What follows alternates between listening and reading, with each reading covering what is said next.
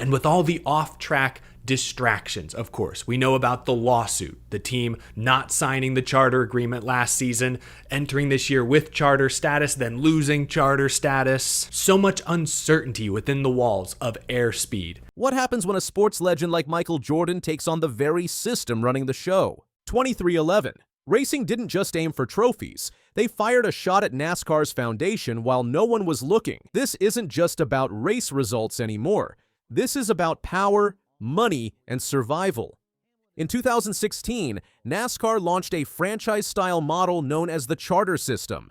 This gave teams guaranteed race entries, a slice of the media rights pie, and the stability needed to attract long-term sponsors. Each charter essentially acts like a stock in a franchise. Only 36 are available, and they can be bought, sold, or leased between teams. Charters guarantee entry into all Cup Series races and provide a larger share of TV revenue.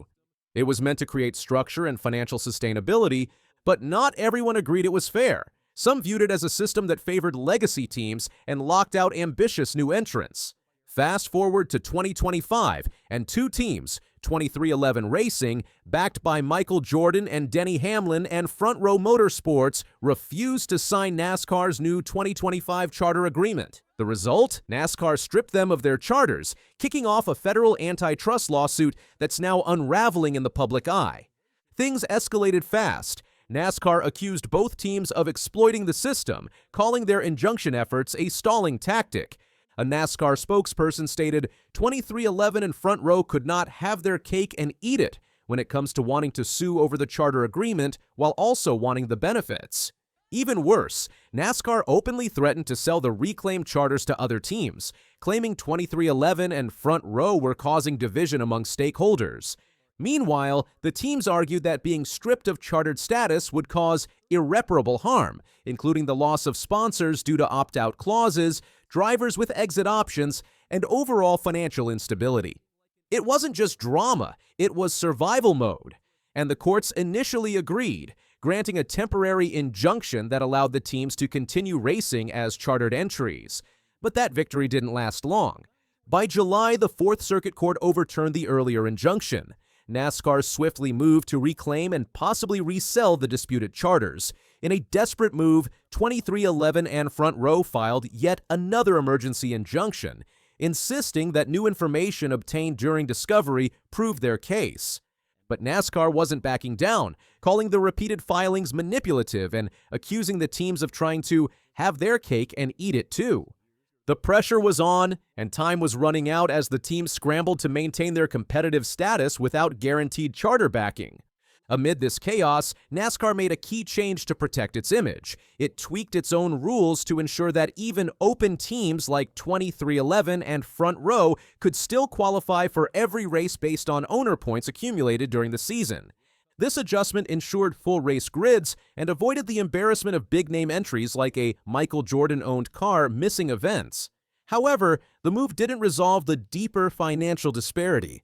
Open teams earn about 30% less revenue than chartered teams, miss out on automatic prize payouts, and lack equity value that charters provide. For Jordan and Hamlin, it wasn't about just making the grid. It was about proving they belong and deserve the same treatment as the sport's most entrenched teams. Then came the shocker. On July 27th, in the midst of the legal storm, Bubba Wallace delivered the team's biggest triumph yet, a dramatic win at the Brickyard 400. After a red flag rain delay and a nerve-wracking double overtime finish, Wallace held off Kyle Larson by just 0.222 seconds. It snapped a 100-race winless streak and marked his first regular season victory since 2022.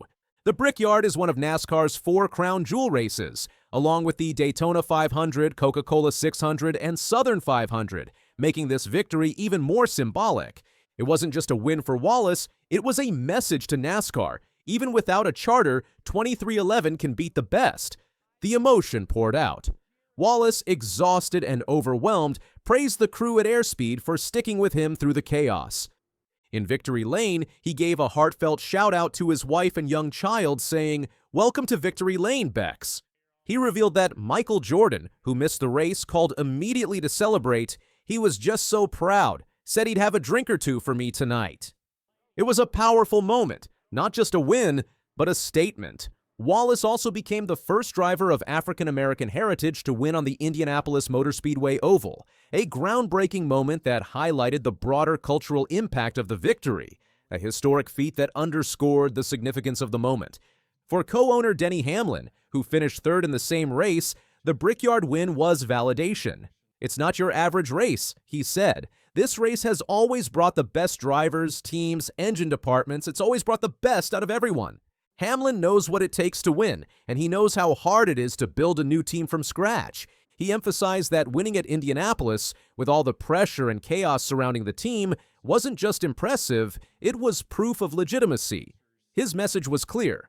2311 isn't just surviving the storm, they're thriving.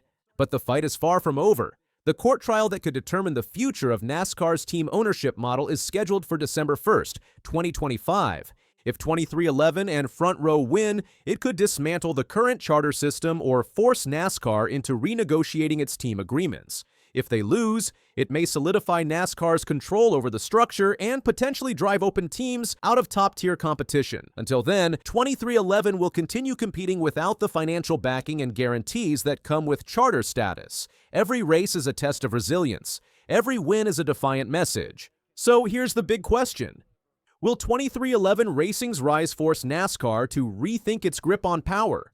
Or will the system ultimately crush those who dare to challenge it?